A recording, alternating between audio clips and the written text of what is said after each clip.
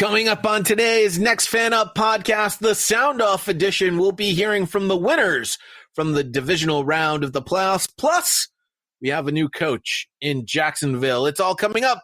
Here we go. That's how we start. Yeah, baby. 32 super fans. Where do the reports come from? Did you get an initial? One PodVader. That's football. Every angle of the NFL covered. All that kind of stuff, I get it. This, no question about it, is Next Fan Up. We're going to unleash hell here in December. Hello and welcome to the Soundoff edition of the Next Fan Up podcast, everybody. PodVader here, along with Eagles James. Hello, James. Hey, Pod. It's a Tuesday, so you know it's time for an Eagles rant. Nope, not this time. No more rants. No more Eagles rants. No. Only none. news we have Zero. are interviews that are being scheduled, and quite frankly, I mean, you already know about the interviews being scheduled. We don't need to talk about interviews being scheduled. But we do have sound from your favorite players and coaches, or your least favorite players and coaches from the winning teams from the divisional round of the playoffs. Plus, we have sound from Urban Meyer. He's back in the ranks of coaching, and this time in the NFL. And there's a Browns connection. So we'll talk about that a little bit later on. But we'll go in chronological order here, James, if you don't mind. We'll start with the Green Bay Packers, who move on and will host the NFC Championship in Green Bay, the first time in Aaron Rodgers' career. Aaron Rodgers, though, was kind of emotional, honestly, about all the fans in the stands. And I didn't realize they were going to allow fans in the stands for the Packers game. You know, they had been allowing friends and family, but there were a lot more than friends and family this past weekend. Yeah, it's been friends and family and first responders and emergency workers that they've been allowing in the latter half of the season and through the playoffs. And I think they just upped the number this weekend because I still don't think it was a lot of general public. I think they just allowed a whole lot more first responders and frontline workers in the stands this weekend. Well, there were a lot in there, and a number of players said, you know, there was only a small number of people in there, but it really felt like there were 80,000. And Aaron Rodgers compares it to a video game. I was joking with the guys in the huddle. There was a time I played the NBA 2K, like in the offseason, the video game. And what happens a lot of times is late in games, if like your stud player for the game is kind of had a good game and gets to the free throw line, they'll chant MVP. So I used to tease, my buddy Papa, I'd, be feeding like Drew Gooden or Mark Eaton or, some random obscure 80s or 90s or even 70s basketball player and try to get them, to score 40 or 50 in the game. And then always just kind of late in the fourth, they get a foul. You just kind of hear that MVP chant. It's just it was just something special in those moments. And tonight I was just feeling what that felt like, just how sweet and special that chant is. I've heard it, a few times over the years, but every time it kind of gets you. It's really, really special. So there you go. Just like playing a video game. Are maybe the fans in the stands being CGI'd in? Is that what's going on? Probably not. I mean, there's still some cardboard cutouts in some stadiums, including Green Bay in certain areas. But it was cool down the stretch after the snow had stopped in the fourth quarter when the game was, all doubt in the outcome of the game was gone. Excuse me. That was not snow. That was flurries. Snow. So snow is when it sticks and you can see. It doesn't have to stick to be snow. It was snowing. No. It was flurrying. It wasn't snowing. Man. It was not a snow game. We do not accept that as the definition of snowing. However, the are you early being bitter because where you live? Early predictions are for snow this coming weekend. So it's not going to matter to one member of their opponent coming up. But no, like I said, towards the end of the fourth quarter, when the Packers had the ball and they were killing the clock, those MVP chants, it did remind me of a basketball game where the star player gets to the free throw line and the fans are just chanting MVP. So and you could hear it on the field, for the limited number of fans that were supposed to be in there. I think they were, with the total number in the stadium, I think they were probably at 30% capacity. And yet it still felt like they were like at least 90% capacity because of all the noise they were making throughout the game. But, it was wonderful to see. They social distance as much as possible in that stadium. And, for the teams that are doing it, it's working out so far. I'm just hoping that, we don't see spikes later in these areas. So a quick Google search turned out to not be so quick, James. And we both came up with different numbers, which I think is interesting. I ended up at Wisconsin Public Radio and an article that was published on January 12th that said Lambeau is going to allow 6,000 ticketed fans for less than 10% of the stadium's capacity. You are on ESPN.com, and your numbers are 7,439 at 9% capacity of the 81,441, which it could seat. So they did do less than 10%, but whether it's 6,000 or 7,400, who knows? Maybe it's somewhere in between. Let's call the whole thing off.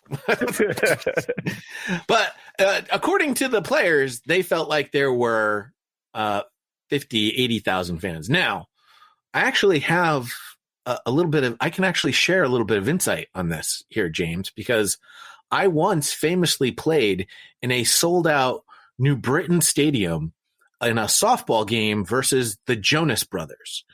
Now, New Britain Stadium's capacity is just under 7,000. I think it's like 6,700, blah, blah, blah, blah, blah. Mm-hmm. So it's about 6,700 people. So we were doing our warm-ups for the softball game.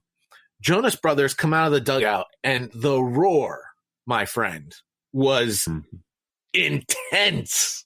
I was like, holy mackerel, that was crazy. This is like 20 years ago? No, this was not 20 years ago. I was at ESPN. Well, I was at ESPN. But it was the softball game that I actually got started. We threw down the challenge. The Fantasy Focus podcast threw down the challenge to the Jonas Brothers in a softball game that we ended up losing 3-1. Of course you did. And trust me, the political side of things on the softball team was so crazy to try and manage. I couldn't get so many I couldn't get the real superstars, the real former players, former baseball players to come out there and play some softball. No, I couldn't get that because you couldn't get any of them. Yeah, because it would have to be in their contracts and blah blah blah blah. Mm-hmm. I was like, dude, we're playing a charity softball game against the Jonas Brothers. Nope, like doesn't work that way. Yeah, no, it didn't work that way. So I had Marcellus Wiley, former football player who was terrible at softball. Yeah. Mm-hmm. He was terrible at it. I remember this. He was so bad. And the Orlando, what's his, it's Orlando. Oh my God. I can't remember his last name. He ended up becoming the hitting coach for the Miami Marlins. And if you want to know why the Miami Marlins can't hit, it's because he can't hit either. And it was a softball game against the Jonas Brothers and whatever ringers they had a bunch of former minor leaguers on their team. It was crazy. It was crazy, the team that they brought to that game. Hey, Pod, do the words hired guns mean anything to you? It was a lot of fun, and I got to meet the Jonas Brothers, before, they really got huge, although they were really huge then. They were really huge then. In any case. Second game. Anyway, so it's fun to play. So 6,700 people, I'm sure can sound like 80,000, especially when you go from 80,000 people to nothing to 6,700. Then you're probably like, oh, I remember what this was like. Speaking of a roar from 6,700 people, I'm sure Taron Johnson heard a nice big roar there up in Buffalo when he picked off one Lamar Jackson they were winning at the time, but that game could have gone either way. But that pick six for 101 yards really changed things. Here's what was going through Taron's mind as he picked off that ball. Hey, Taron, congrats on the win. I just wanted to ask you, when you first made the pick, it looked like you thought for a half second to take a knee in the end zone. Is that what you were thinking? And if so, what changed your mind?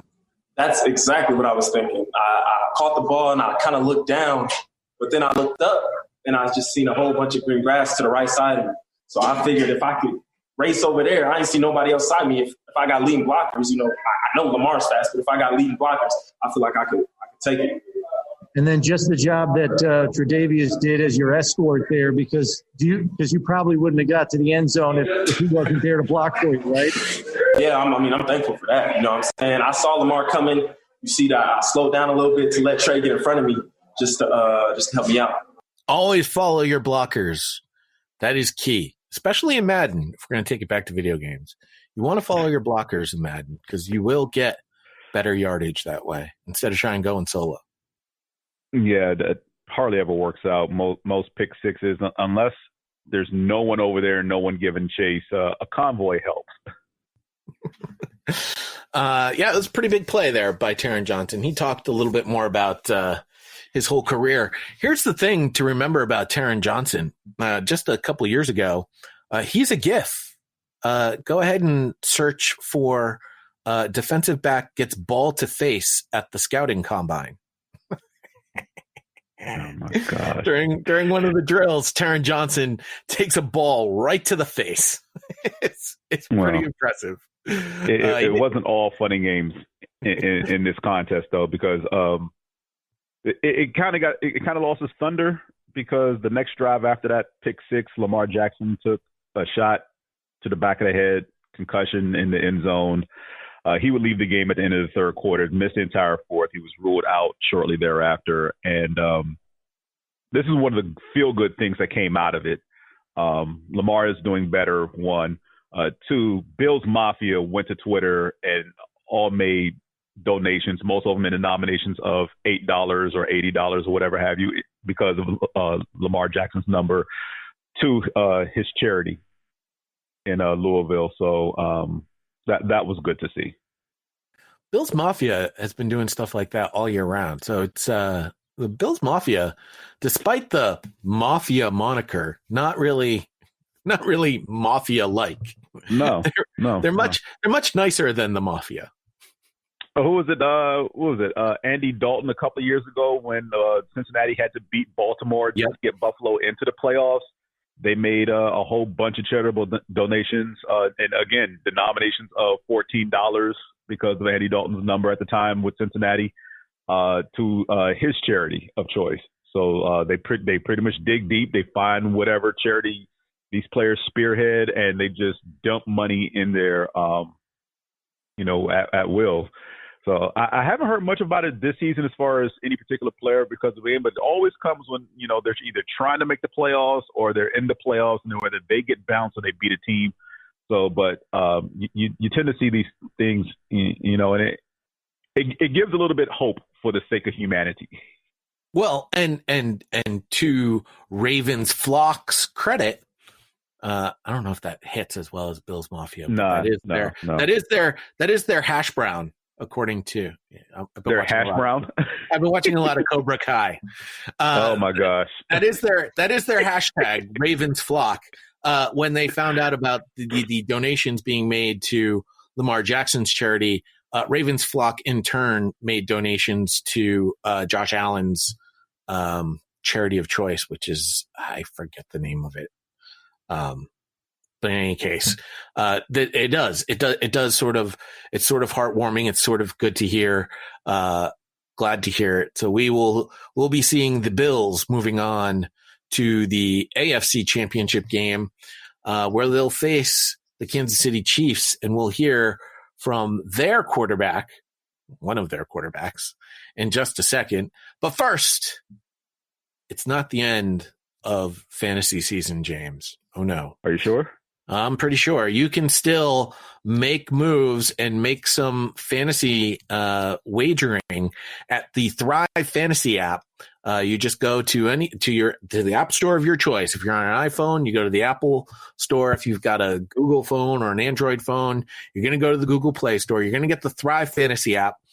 And they're going to ask you prop questions, basically over-unders on yardage, penalties, interceptions, touchdowns, et cetera, et cetera. And the more that you get correct, the better your chances are to win the pool at the end of the contest. And to help you out here, we're going to give you a bonus deposit with your first $20 deposit up to $50. We're going to double it. So I'm going to be responsible for 50% less of your losings or 50% more of your winnings is probably the better way to look at it. Because you're not going to lose, because you're going to continue to listen to our podcast. You're going to hear our Thursday podcast, and we're going to give you some insights to help you bet better at the Thrive Fantasy app. You're going to use our promo code NEXTFANUP to get that deposit bonus. Remember, NEXTFANUP. You're going to deposit either $20 up to $50. We're going to double that bonus. We're going to double that deposit for you. And you're welcome. You'll get in a lot less trouble with the misses because you'll lose less money, or you'll be in the misses' good graces because you're going to win more money. See? And that's the way to look at it. It's the second way, not the first way. But the first way, I help ease the pain for you. That's what you're doing. Yeah, exactly. That's exactly what I'm doing. Speaking of easing the pain, you mentioned Lamar Jackson left the game with concussion. Well, in the Chiefs game, so did Patrick Mahomes. Although I think he's going to health watch. I think he's just going to be fine for this upcoming week because, well, he speaking of hash browns, he started a nice hashtag thing on Twitter for Chad Henne, his backup quarterback. Here we go. Let's go next to Steve Walls. Go ahead, Steve. Hey, what's happening, Chad? Not sure if you're on social media, but the hashtag anything is possible seems to be taking flight. Patrick has even tweeted it after the game. But talk about the brotherhood, your teammates, and the love of your teammates and the love that they show for you. Yeah, I mean, other than LinkedIn, I don't think hashtag any given Sunday or any given possible is going to show up on LinkedIn. But it's great for him to have confidence. Just like I said before, once I got in that huddle, everybody had confidence in me. You know, they were pushing for me, had my back, and this is a great team. It's a great opportunity to go out there and play with this team and come out with a victory. So Chad Henne is in fact on LinkedIn, James, and we have some interesting connections, myself and Chad. Yeah. So the owner and host of the Sports Opinion podcast, Alexander Cuesta, we share that connection. Tyler Christensen, who is a teacher, author, and speaker, founder of the Virtual School Assembly. He's a common connection between myself and Chad Henne. Cindy Buck, who helps people live their best lives by showing them how to shatter their limitations, another common connection. Eric Severson, a speaker, author, founder of Language Link, he's also a common connection. I have a feeling that Chad Henne, just like myself, if we get if somebody wants to connect with us, we just click accept. Oh, by the way, Trent Dilfer is also a common connection between the two of us. Oh gosh! So just throwing that one out there. So yeah, there we go. Man. Trent Dilfer, currently the head football coach at Lipscomb Academy. Miss Trent Dilfer. In any case, anything is possible. Yeah, anything is possible, Pod. Look, Mahomes goes down with a concussion, and looking at it in real speed, you're trying to figure out, okay, what happened. Looking at it slow motion, I was still trying to see where the hit occurred, whether it was the back of the helmet, whether it was his head hitting the ground, maybe he landed on something where the blow came in. And for me, and I wear glasses, just to put that out there, I'm still trying to look for it because they've been showing it ever since the game ended. They showed it multiple times throughout the game. I saw it all day on Monday. I'm still trying to figure out where the content came in, and some of the former players on the different shows are saying that it was probably the force in which he was taken down and the sudden stop at the end, probably not the actual contact with the player or the turf. He was pretty much hog-tied around his neck. That jerking motion could create the concussion as well. But everyone who watched the game knew it was bad when the offensive linemen yank you up and your legs give out. That's definitely a bad sign. So, and it wasn't just the referees who pretty much motioned to the sideline. It was all of the players who were around him at the time. It was pretty much like, yo, he has to get out of here. This is not good. So it's good that not just the officials, but the players are taking care of each other as well. That was good to see. But as far as Chad Henne, that 3rd and 14, five in a route, empty backfield.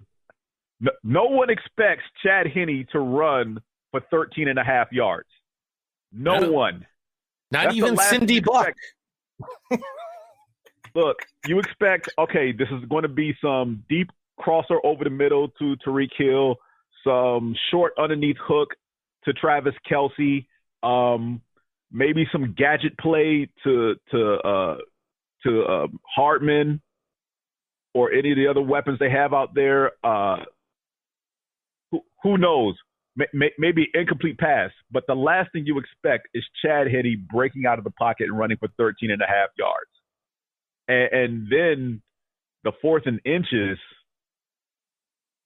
I mean, look, it's a bold call. Romo had me geeked up. I saw Tyreek Hill out there. I saw the bunch formation. I considered sprint right option, but Romo was like, yeah, he's going to go up in the center. He's going to quick snap it. They're going to get the sneak. I'm looking for this. And then it's a throw to Tyreek Hill in the flat to get the 5 yards and basically end the game. So, I mean, good on Andy Reid. Chad Henne stepped in. I will give Romo credit for saying this first. Playing Week 17 probably helped. Yeah. Because if you remember, most of the starters on offense did not even suit up for the game in Week 17 against the Chargers, a game they ultimately lost. But Henne took all the reps in practice that week. He started the game, played the entire way through, never got yanked for any reason whatsoever. It was a game, I think they only lost by 1 score. But even having that rep, all those reps, actual game time before the season ended, kind of takes all the nervousness and, anxiety, if you will, out of it coming in this dire situation to basically hold them to a 5-point lead and solidify the win. So, good on Andy Reid for not scaling back the game plan when he came in there. I will give him one knock. That deep pass into the end zone that ended up being an interception, like 40 yards out. I don't know who he was throwing to because there wasn't a chief within 10 yards of the intercepting player. What was funny about that is when I was watching the game and he let that ball go, he let it go so easily too. It was just sort of like he knew exactly where he wanted to go. And from the camera angle that you obviously can't see downfield, obviously when you're watching these things. So he lets that ball go. I'm like, oh, that's a touchdown. And then as the camera pans, I'm like, who the heck was he throwing that to? Because I see the defender backpedaling. It looks like it's going right to that defender. That's an interception. He threw that. Mm-hmm. I mean, he just the way that he threw the ball, it just looked like he was so confident in the release. I was just like, oh, that's a touchdown.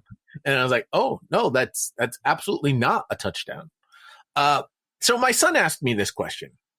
Browns ended up punting with 4 minutes left. They never saw the ball again. Yeah, on a 4th and 1. So you can, right, 4th and 1 on their side of the field. They punted with about 4 minutes left. Now, my son said at the time that was a mistake, so I'll give him credit for that. There's a lot of other analysts. There's a lot of other analysts right now that 2020 being what it is, they've been saying that it's a mistake. I said I don't think it's a mistake. I think that you are relying on your defense. However, I forgot that the Browns only had 1 timeout left, so that was really. If I had realized that the Browns only had 1 timeout, I probably would have said, no, you're right, son, that is a mistake. But at the time, I said, no, you're going to rely on your defense. You're going to get the ball back under 2 minutes. So you'll have about 2 minutes to try and drive back down the field. But you'll get that one last shot in. Just never happened. Their defense didn't hold up. And like you said, on 3rd and 14, you have to believe your defense is going to stop them. And, hashtag a cup of Henny for Chad Henne. Yeah. Yeah. And look, or a glass. Like you said, can you drink? You want to drink Henny out of a glass, right? You want a little tumbler? Nope. We're not talking about that. Okay. It's supposed to be a family show. Supposed to be. But no, you're right. One timeout, a little over 4 minutes to go. So you got at least 2 stoppages of the clock. You get them in the ideal 3rd and long. Your defense should hold. I will also state that on that, that long takeoff by Chad Henne, there was no one in the middle of the field. They sent a 4-man rush, and everyone else dropped back towards the sticks. You're coaching against Andy Reid. If first down is anywhere near the 50-yard line and it's a yard or less to go, you have to assume that he's going to go for it. Like, that's a situation where you definitely don't want to give the Cleveland Browns, because, look, momentum was on their side clearly after Mahomes left the game. And offensively, they were getting almost anything they wanted, especially in the run game. They didn't use a lot of Kareem Hunt early on. It was, mostly Nick Chubb. But towards the second half and in that fourth quarter, they used more Kareem Hunt, and it wore down that defense because he was the fresher back. And when he came in, he was getting 6 or 7 yards a pop. So I put this on the Browns defense and a little bit on the head coach. Look, wherever the ball was, 4th and 1 on their side of the 50, you got to go for that. You're winning in the run game. You have to try to, get this touchdown. Like, the only way that drive should have ended is failure on 4th down or touchdown. Those are your only 2 outcomes. Do you mix anything with the Henny, or do you just drink it straight up? Oh, man. That final NFC game of the weekend. Bruce Arians was asked about what that locker room was like for the Tampa Bay Buccaneers as they took care of business against New Orleans Saints. Talk to us about the locker room, just what it's like in there with you guys being able to celebrate this in a stadium where things have gone very differently to start the year. It's jamming pretty good right now. I don't have any dance moves, so I'm not in there. That's a lie, Bruce Arians. Bruce Arians has dance moves. I'm pretty sure we've seen it before. Have we not? Pretty sure Bruce Arians knows all those Fortnite dances. Right? I'm pretty sure he knows the gritty, right? Everybody knows the gritty at this point. Come on. Yeah, at this point, because it's the go-to celebration for wide receivers in the NFL. Right. Yeah. Come on, Bruce Arians. Don't sell yourself short. I'm pretty sure you got plenty of moves. Mrs. Arians, I'm sure, will go to testify on that.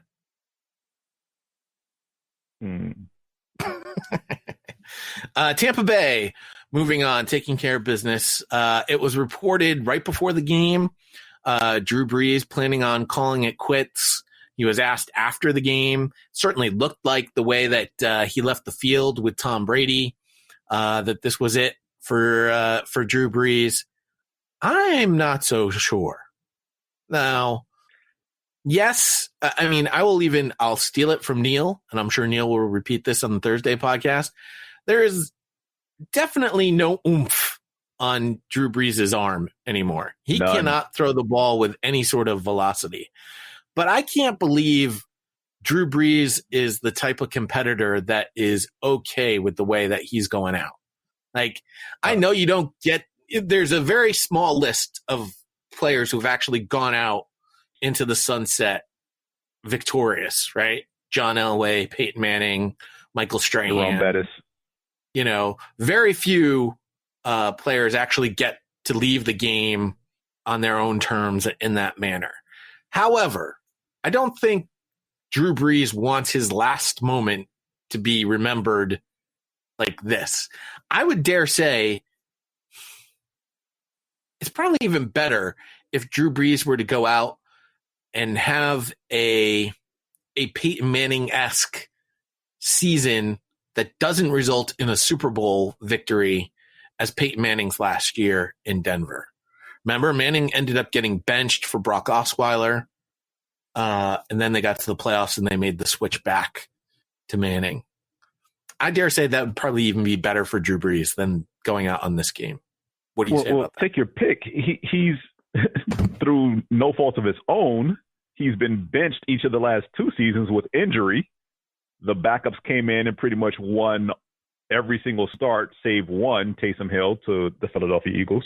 But he's had that time off in the middle of the season to where he should still be fresh going into the playoffs. And yet, each of the last 2 seasons, his last game in the playoffs have not been good.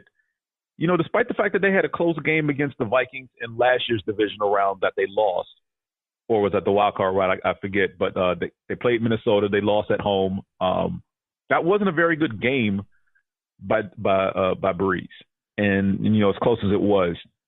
And this year, this is quite possibly the worst game he's ever played on a professional level. Yeah, you know what? You've convinced me. Hash brown, a cup of Henny for Drew Brees. Call it quits, my friend.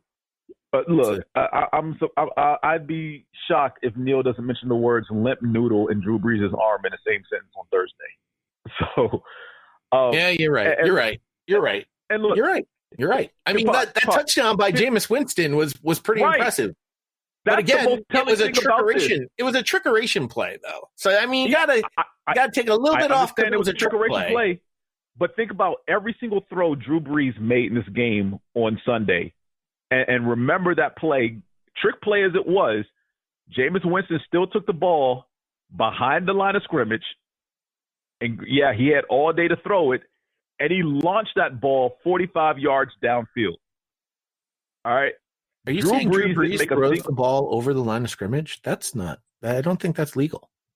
Right. Drew Brees didn't make a pass that traveled more than 10, maybe 15 air yards during this game. And if he did, they got picked off. He struggled. Maybe he just needs to try the TB12 method. You know. Oh my gosh. Well, they did have fun with their kids at the end of the game, so there's some strength there. Get some strength back. Just talk to Tom a little bit more. We'll figure out. We'll find that fountain of youth. All right. As per usual with our podcast, a flurry of hiring happened after our show was posted on Thursday. We had mentioned that Urban Meyer was most likely going to become the head coach of the Jacksonville Jaguars. That is official. There have been some other head coaching and general manager hirings that are official, but not official because they have not yet had their introductory press conferences. Those include the New York Jets hiring Robert Saleh, who's also announced a couple of members of his staff already. The Atlanta Falcons, we had mentioned that they were most likely going to hire Terry Fontenot as their general manager. That actually became official as of this morning. But they also hired head coach Arthur Smith. Well, now the head coach of the Atlanta Falcons will be Arthur Smith, who is the former offensive coordinator for the Tennessee Titans. The Los Angeles Chargers hired former defensive coordinator for the LA Rams, Brandon Staley, to be their next head coach. Again, that came out of nowhere. It did kind of come out of nowhere. Again, these hirings I would not say are official because they haven't had their introductory press conferences. And we all remember a certain Josh McDaniels was officially the head coach of the Indianapolis Colts, and then he backed out right before his introductory press conference. So there's still a chance that these guys could do the same thing. I don't think they will, because they won't. It would be bad for their careers. In any case, Urban Meyer did have his introductory press conference, and he was welcomed back with slightly open arms. Oh, we've got time for one more. We're going to go to Vic Micolucci with WJXT. Welcome back, and go Gators, Urban Meyer. It's we're back again. Tell me, for the fan base, a Jaguars fan base that has, to some degree, fallen off, lost their support because of losing seasons, because of all these changes in the roster. How do you win them back? How do you earn them back in the stadium? Well, I think it has something to do with, I'm not sure I said this earlier, but I talked to Shad about this, and it might be a little high schoolish. I get that. But when they see the Jaguar emblem, you better have ownership and you better love it. And if not, it's my job to eliminate those people from this organization. And I take that very serious. I've taken that when I was a Florida Gator coach. When you talk about the Gator head, if you go back in memory lane, I actually took it away from the player and staff. You don't always blame the players. I hear that. And you guys know that. I don't blame players. I blame coaches before players. But, just when you see that Jaguar emblem, we've done a good job in several years if this city of Jacksonville, when they see that Jaguar emblem, there's a sense of pride and let's go, man. Let's go. That's I can see a fast team. I see people that care deeply about that organization. And the two things I always talk about that inspire, are part of inspiration, are love and ownership. I want you to own it. And if you don't want to do that, you really can't be here. And own that emblem. So there you go.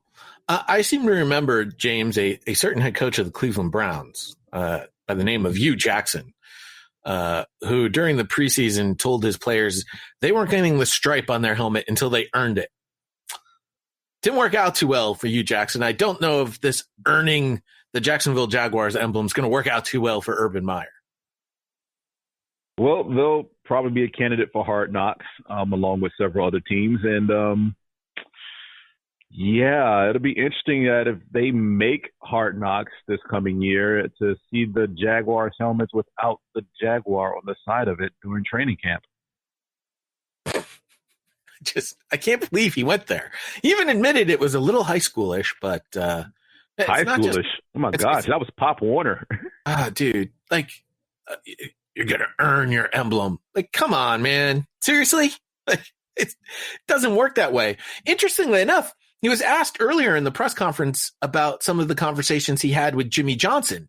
And Jimmy Johnson, this is Urban Meyer's own words. Urban Meyer said Jimmy Johnson told him that he needed to remember that this is a different level of player in the NFL than it is in college. These are men that are earning their salaries. They are getting paid to play this game, unlike college students who are, technically not getting paid, but we all know, quote unquote, not getting paid in college to play the game. But I mean, again, you cannot treat a grown man like a high school, a 19-year-old kid. Right. You got to earn this emblem. Guess what? He earned that emblem as soon as he signed that contract that pays him multi-million dollars a year to play the game of football, dude. That ain't going to work. I'm telling you, do not do the earn the emblem thing. Just let's forget that he even said that, Jacksonville. Okay. Take the part where he says that he wants the community, the city of Jacksonville, to have pride that every time they see the Jacksonville Jaguars logo, they go, oh, that's my logo. That's my logo. But dude, earning the logo, oh boy. I said it was a bad hire right from the get-go. And you certainly started on the right foot with me, Urban. Don't have much faith in the Urban Meyer era in Jacksonville. I really don't. And Shad Khan was part of that press conference, and I was hoping that he was going to give me something I could take. No. And Shad Khan gave me nothing. He gave me the same old. We went through the process. We thank everyone for their time. Everyone to a man is very good. They will all be head coaches I believe strongly they will all be head coaches at some point, but there was one who rose above the others, and it was Urban Meyer. And I was just like, this is so scripted. So scripted. It's terrible. To some extent, look, Shad Khan is one of 32 men who pretty much have full control over an NFL franchise. And if memory serves me right, he is by tenure, the youngest owner in the NFL. So. Yes.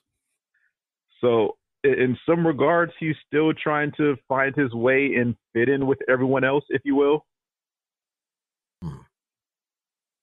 Look, Jimmy Johnson was the last uber successful coach to move from college to pro. Everyone else since has not lasted more than, say, 3 years. And I'm not saying it's bad to do.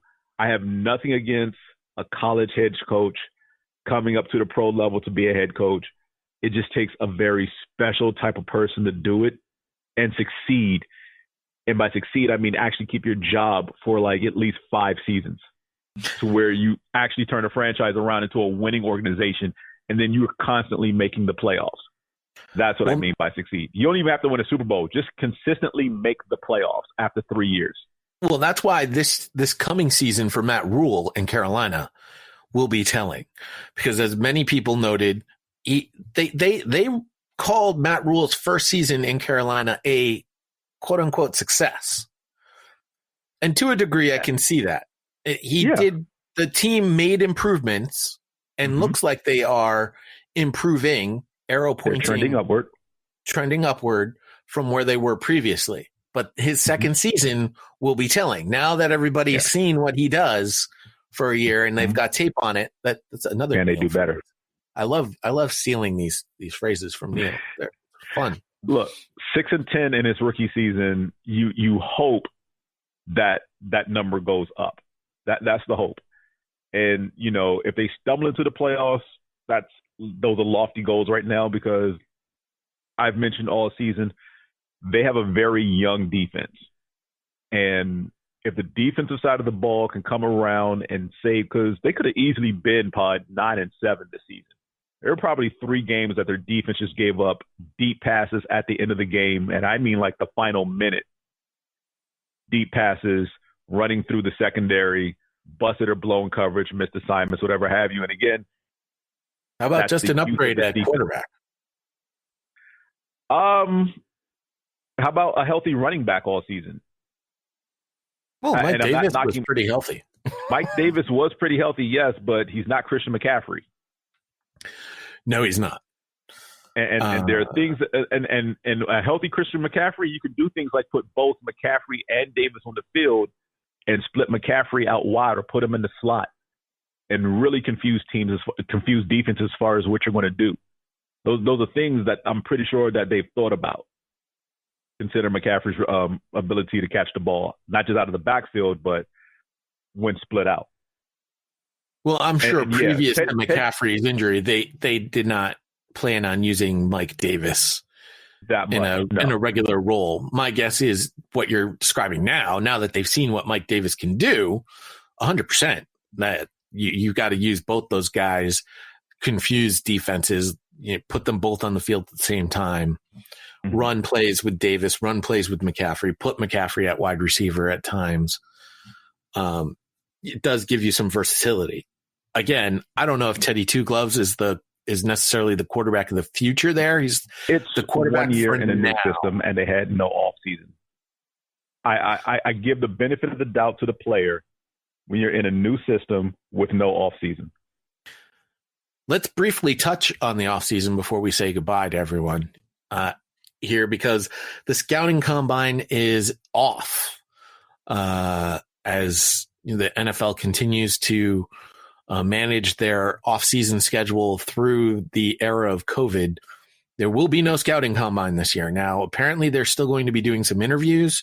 Players will be doing their individual workouts during their college pro days, but there will not be a meeting in Indianapolis as they have previously done, which I think is a shame.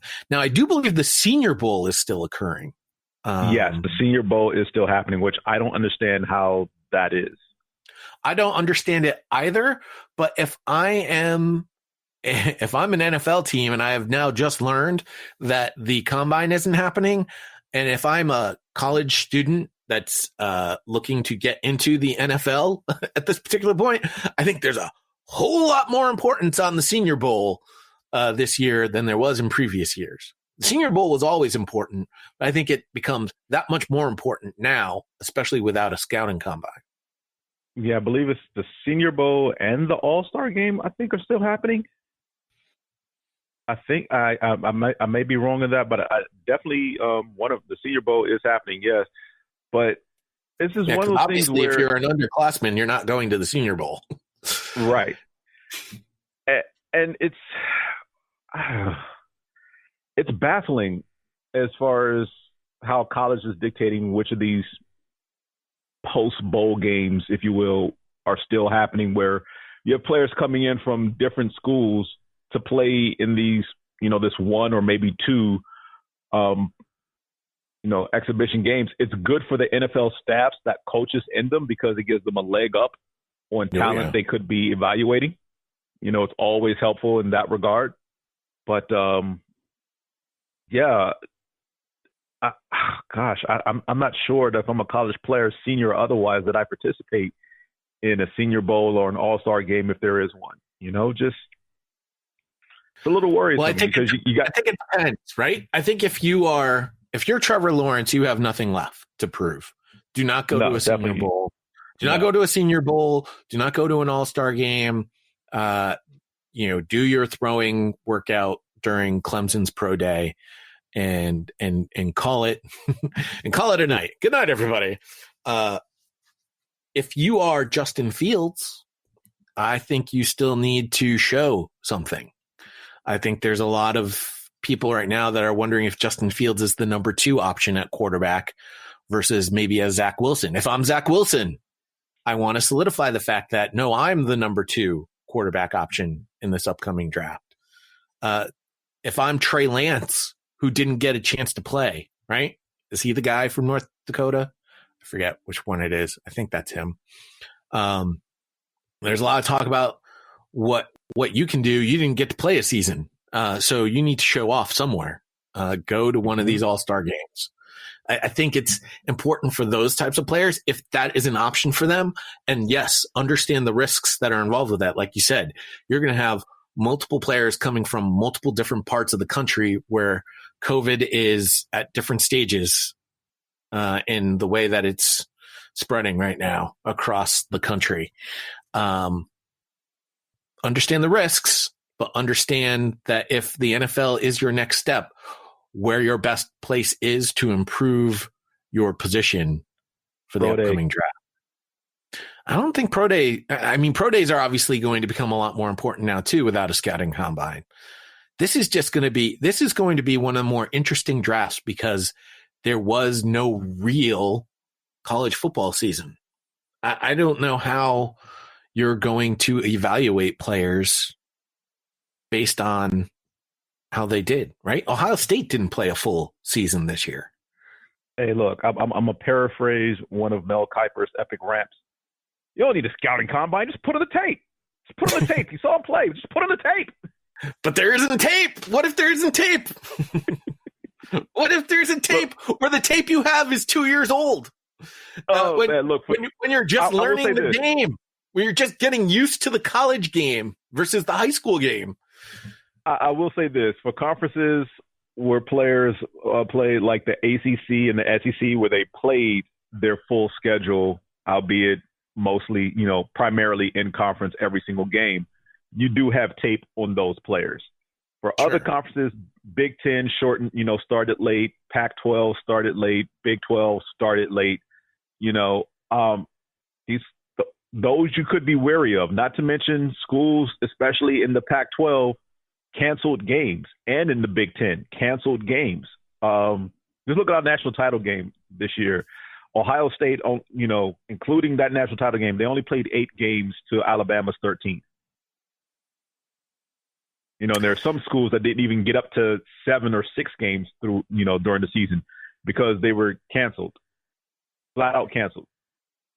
It's going to be a fascinating offseason, one that I will be keeping my eyes on. I believe we'll be doing a lot more draft coverage during the offseason, specifically because there's so little information out there about these players and how to do that. I will be reaching out through my network of people, both on LinkedIn and off of LinkedIn, to bring some special guests in. Sure. I will say 2 things about this offseason as far as player acquisition. One, general managers as far as the drafting process and undrafted free agents, rookie free agents, they're going to earn their money this year. Oh, yeah, they are. All right. They're definitely going to earn their money this year because this is going to make or break some of these GMs, like you said, because outside of game tape, there's no scouting tape. There's no workouts. There's no combine. So they're definitely going to have to do their due diligence to find those diamonds in the rough that can help their respective franchises. And two, this could help some of those veteran players who may fall off with their current team and are looking to get another job instead of being supplanted by a rookie. You're 100% onto that one. And with the salary cap coming down, there's going to be a lot more salary cap casualties for some of those veterans. So I think you are right. There's going to be a lot of turnover. This is going to be a very, very interesting and I think active offseason. And we'll be around. We'll be here at least once a week and maybe multiple times a week. We'll see how things turn out. But I will tell you, we're still going 2 days a week through the Super Bowl. We'll be back again on Thursday as we will preview the championship weekend. We will be back again next week with our final Soundoff edition of the podcast. Listen, after the games, there's not going to be a lot of sound to play off of. So can't do a Soundoff edition of the podcast without sound.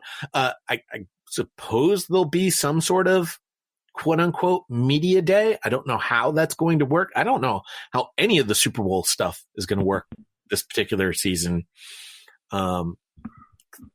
It's going to be very strange. We will react to whatever we have to react to. I promise you that. But next week will be our final Soundoff edition. We'll then have another episode where we'll probably bring in a guest to talk about some of the things that are happening in the offseason. Maybe we'll talk a little bit about the Hall of Fame. We usually do that. We usually do our Hall of Fame power rankings with the super fans. We pick who we believe should be the ultimate finalists for the Hall of Fame, and we're usually always wrong, which just goes to show the fans have a different opinion. Hey, we normally get about 2 or 3 right.